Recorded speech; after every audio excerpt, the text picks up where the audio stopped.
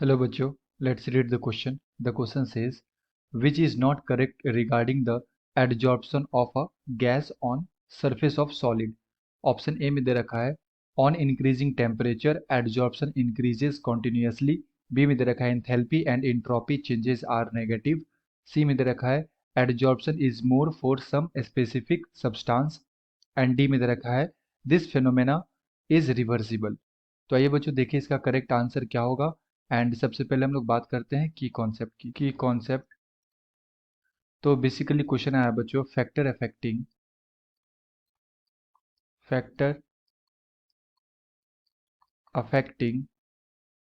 Adsorption of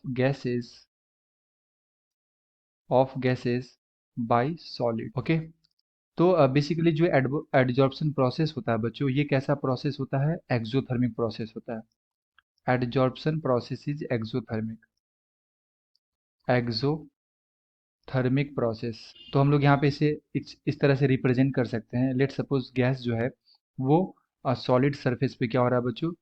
adsorb हो रहा है। एंड जब ये एडजॉर्ब हो जाएगा तो हमारे पास ये इक्विलिब्रियम आ जाएगा। एंड साथ में क्या होता है? एनर्जी इवॉल्व होते हैं।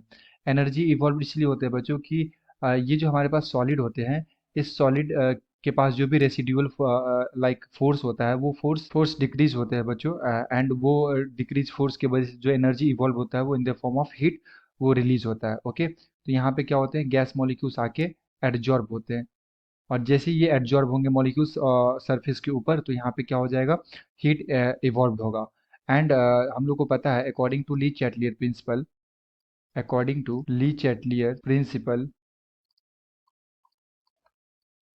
अगर कोई भी प्रोसेस बच्चों एक्सोथर्मिक होता है, तो एक्सोथर्मिक प्रोसेस में अगर हम लोग टेम्परेचर को इंक्रीज करते हैं, टेम्परेचर को क्या करते हैं बच्चों? इंक्रीज करते हैं, जो रिएक्शन का जो डायरेक्शन होता है वो बैकवर्ड शिफ्ट हो जाता है।